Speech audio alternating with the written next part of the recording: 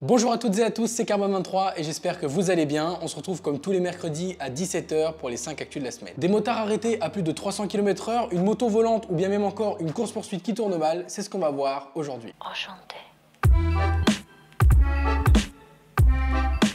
Actu numéro 1, et c'est pas la plus joyeuse, un enfant de 5 ans est entre la vie et la mort après avoir été percuté par un motard en wheeling lors d'un rodéo sauvage. Alors on voit souvent des vidéos avec des mecs qui font des wheelings en motocross et il faut l'avouer, ils contrôlent plutôt pas mal leur machine.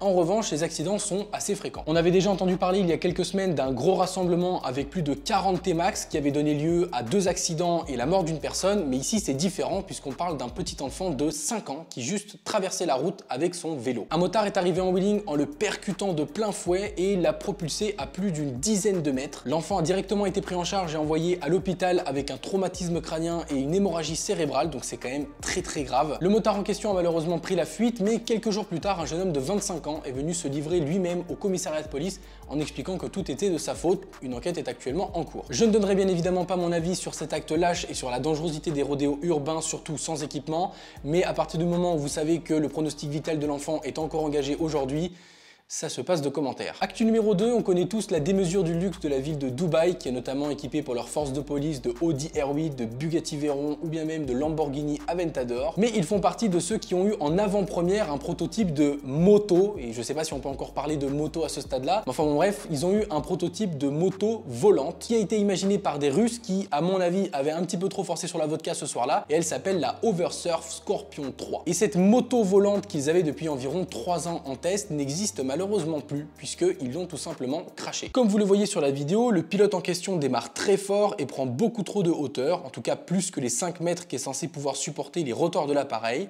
avant de perdre totalement le contrôle et de se cracher par terre, avec sa tête qui d'ailleurs passe à quelques centimètres seulement des pales qui tournaient encore à plein régime. Bref, on a évité une décapitation en direct. Actu numéro 3, vous le savez, chaque semaine je vous parle d'une moto électrique, et bien celle-ci, elle est biodégradable. Ouais. Moi non plus, j'ai pas compris quand j'ai fait mes recherches, mais elle est vraiment biodégradable tout simplement. Elle s'appelle la Tarform Luna, elle développe la bagatelle de 55 chevaux avec une vitesse max à 150 km/h pour une autonomie d'environ 200 km. Le but de cette moto est de la rendre la plus durable possible et donc de faciliter le changement, le remplacement et surtout la destruction de tous les matériaux, donc de la batterie au carénage en passant par les suspensions, les pneus, etc. Par exemple, on peut citer le fait que les carénages sont 100% biodégradables et qu'ils ont utilisé un aluminium recyclé pour fabriquer la moto. Bon, après, ce qui fait souvent débat dans les motos électriques, c'est le prix, et là c'est le cas de le dire, puisqu'elle vaut 37 400 €, sachant que pour le même prix, je peux acheter 2 R6 full option. Il y a très peu de chances que je vote écolo au municipal. Actu numéro 4, si vous comptez faire des bêtises en moto, eh bien retirez votre GoPro. On le sait tous, certaines portions de l'autobahn allemande ne sont pas limitées par la vitesse, mais il faut faire attention puisqu'il ne s'agit que d'un pourcentage assez faible par rapport à tout le réseau autoroutier allemand. En effet, tout le reste est bien limité par la vitesse et les contrôles y sont très fréquents puisque la tolérance est de 0. Vous me direz, mais quel rapport avec le fait d'enlever la GoPro de son casque? Eh bien c'est très simple, un groupe de motards s'est fait intercepter par la police à plus de 300 km/h pendant qu'ils étaient en train de zigzaguer sur l'autoroute. Et malheureusement pour eux, déjà, ils étaient sur une portion qui était bien limitée par la vitesse, ce n'était pas une autobahn sans limite, et qui plus est, lors de l'arrestation, un des motards a jeté discrètement sa GoPro sur le côté de la route, mais un des policiers l'a vu, a récupéré la caméra et a regardé tous les rushs vidéo une fois rentré au poste, et ce qu'il a découvert, c'était pas joli. En gros, pendant toute la journée, ce groupe de motards-là s'est bien fait plaisir puisqu'ils étaient constamment entre 200 et 300 km/h, soit sur des petites routes de campagne, en ville, ou bien même sur des autoroutes qui sont bien limitées par la vitesse normalement. Bref, ils ont pris la totale, amende, suspension de permis, mobilisation du véhicule, etc. etc. Tout ça à cause d'une GoPro qui, il faut le dire pour cette fois-ci, n'a pas bugué. Ah, petit clin d'œil pour GoPro France, j'attends toujours votre retour rapide sous 48 heures pour mon problème d'image et de son.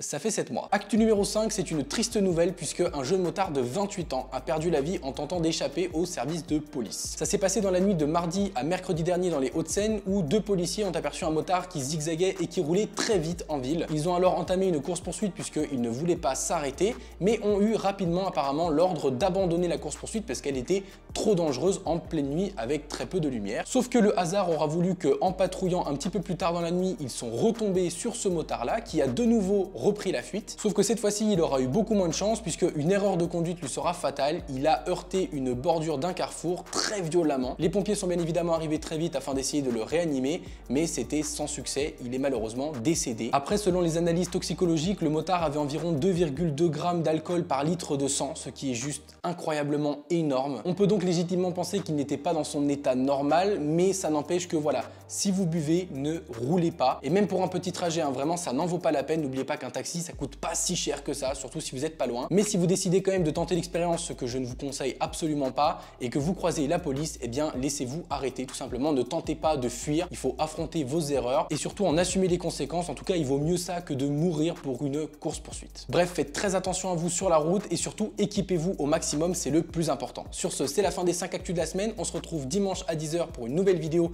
et mercredi prochain à 17 h pour 5 nouvelles actus. C'était Carbone 23, prenez soin de vous. Ciao!